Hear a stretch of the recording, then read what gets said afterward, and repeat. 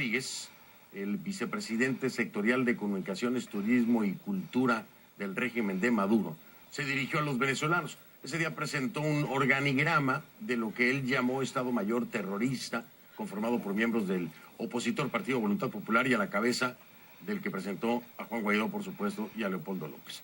Rodríguez acusó a este grupo de preparar ataques y de desviar fondos por valor de miles de millones de dólares. Y basó sus acusaciones en mensajes de WhatsApp. Si bien CNN no ha podido verificar la autenticidad de esos mensajes, a la hora de referirse a la financiación de ese supuesto Estado Mayor terrorista, uno de los acusados ese día fue Juan Planchart. Jorge Rodríguez, asumiendo las funciones de la Fiscalía que no le corresponden de ninguna manera, acusó a Planchart de planificar el robo de $1,000 millones del Estado de Venezuela y de financiar a mercenarios. Rodríguez presentó además a Juan Planchart como abogado experto en asuntos financieros, consultor legal de la empresa rusa Rosneft y primo de Juan Guaidó, ignorando la presunción de inocencia, por supuesto. Lo llamó traidor, ladrón, traidor a la patria, corrupto. Bueno, por ese entonces Planchart ya se encontraba arrestado. Fue detenido el 24 de marzo y según informaron fuentes a CNN, permanece aislado y desde el 28 de marzo no le permiten visitas. A eso se suma que ya se cumplieron los 45 días reglamentarios para el inicio del juicio, pero el proceso no ha comenzado. A ver, ¿qué es lo que tiene que decirnos la defensa de Planchart de todo esto? Vamos a hablar con el invitado.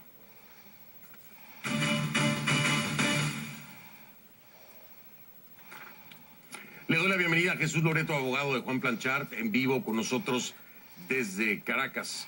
Abogado, gracias. Buenas noches, bienvenido. Buenas noches, Fernando, y muchísimas gracias por permitirnos básicamente hacer catarsis en nombre mío y en el de la familia de Juan. Es la primera vez que alguien nos escucha y por eso te agradezco enormemente esta posibilidad. No, nada que agradecer, hacemos nuestro trabajo, es un tema muy importante, es alto perfil, también al igual que el de Marrero, el caso de Planchart, y por supuesto tenemos que abordarlo.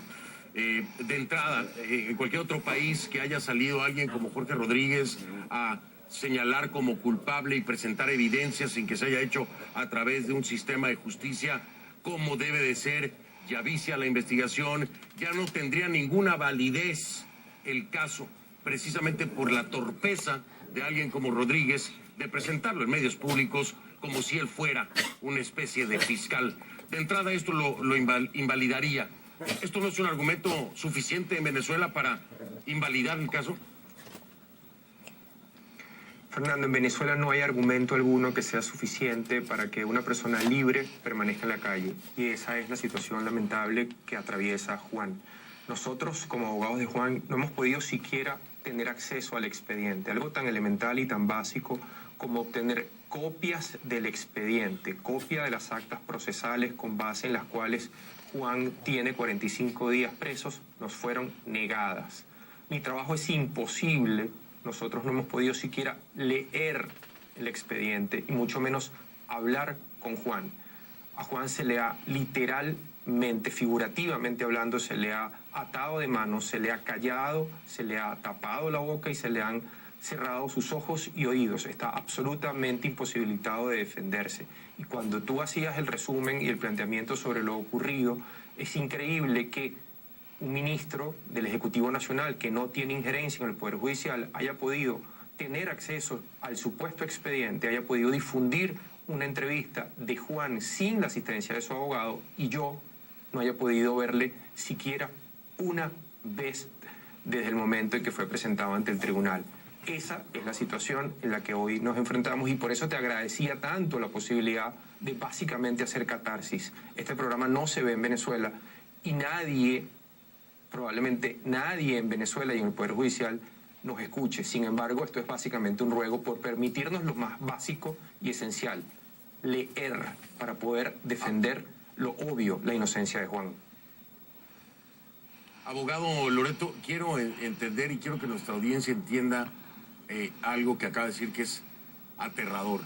Es decir, primero se supone que el día de hoy ya hubiera iniciado el juicio, pero lo único que usted como abogado defensor de Juan Planchart tiene conocimiento del caso es lo que dijo alguien que no tiene nada que ver con el sistema de justicia en un canal de gobierno sin ninguna otra evidencia más certificada, ¿no? Ni una sola certificada, sino lo que él decidió presentar.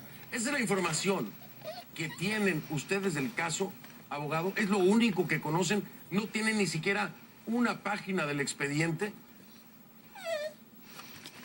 Adicionalmente a lo que has dicho, hay una dicotomía entre lo que se ha dicho en los medios de comunicación en Venezuela y lo que entendemos que dice el expediente en virtud de lo que el fiscal del caso ha dicho. Lo que el fiscal del caso ha dicho, que es lo único que nosotros conocemos del expediente, es que Juan tuvo una comunicación por mensajería de texto a través de la aplicación WhatsApp con el señor Roberto Marrero. Esa comunicación se redujo al intento fallido de realizar una reunión. Y con base en esa conversación de WhatsApp es que Juan hoy día se encuentra preso. Al margen de eso, que como te digo, conocemos de voz a través del fiscal, lo otro que conocemos del caso es lo que se ha dicho en televisión. Eso ha sido suficiente para que Juan sea encarcelado, permanezca en prisión y se le impida contacto con familiares y abogados.